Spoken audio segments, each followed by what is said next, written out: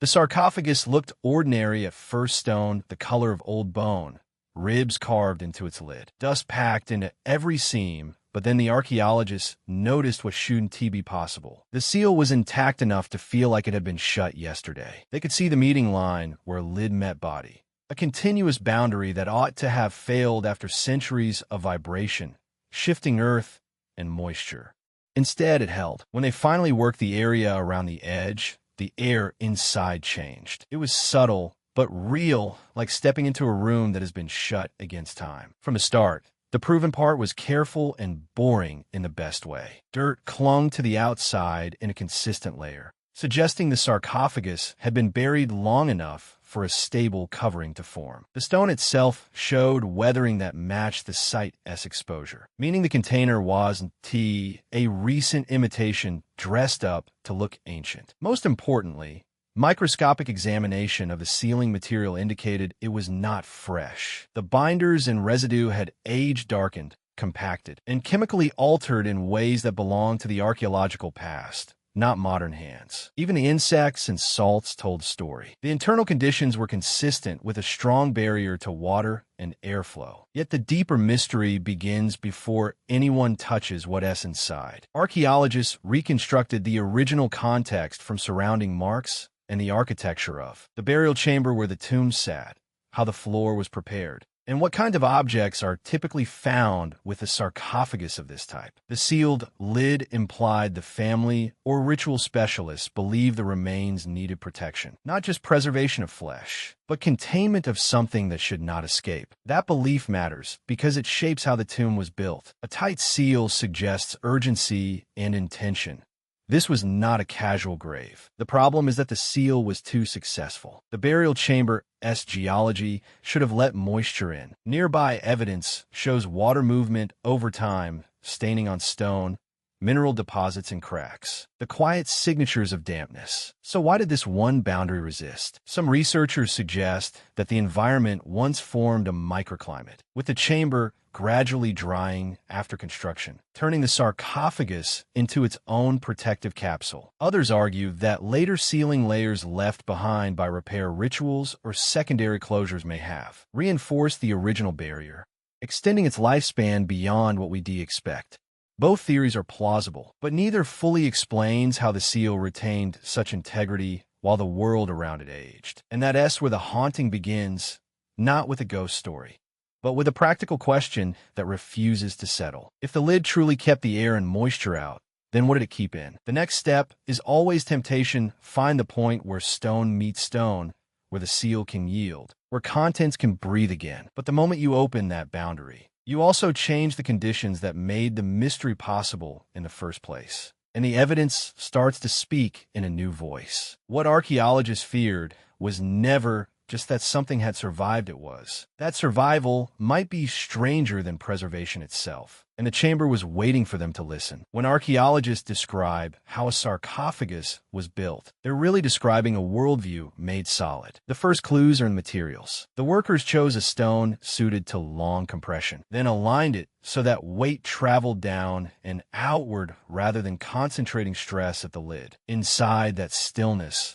the joints tell a more intimate story. The lid appears to have been shaped and dressed to fit with tight, deliberate contact, with tool marks visible along the mating surfaces, fine strokes that suggest refinement at the edges, not hurried cutting. Even the seam isn't just a seam. It's a boundary designed to slow intrusion, using careful placement and layered blocking points so that any movement would be minimal, incremental, controlled. The joinery doesn't end at stone. Residues and pigment traces indicate that parts of the exterior and interior faces were finished for more than cleanliness. Microscopic analysis has pointed to mineral-based color layers, subtle but intentional, applied in patterns that follow architectural lines, as if decoration and engineering were the same craft. If the chamber's goal was lifetime silence, then the markings would have reinforced meaning for the living, a visible signal that the body had crossed into a different order of space. Yet those pigments also complicate the engineering question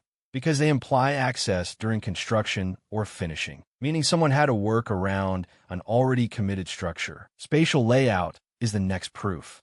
the lid's thickness, the height of the inner cavity, and the distribution of internal reliefs show that the builders accounted for how sound, humidity, and pressure behave over years. They didn't merely place stone.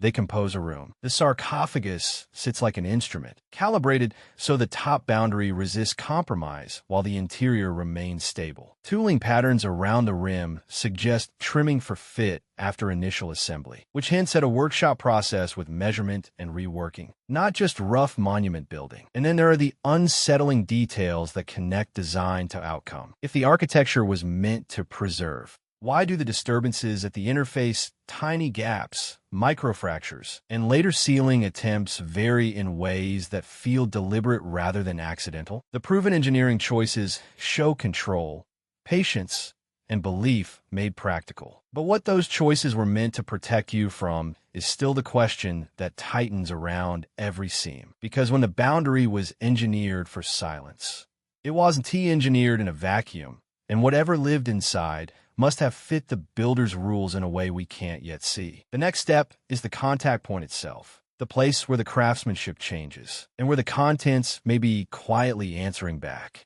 Inside a sarcophagus, the first thing archaeologists look for isn't drama, its daily life preserved in materials. Grave goods are usually the most obvious category. Small vessels, personal ornaments, weapons, or household items chosen to travel with the dead. These objects are not random. Provenance fragments of pottery and metalwork can match the same styles used in public contexts of the living, which tells us the dead didn't exit society so much as change address. Textiles and wrappings are another signature.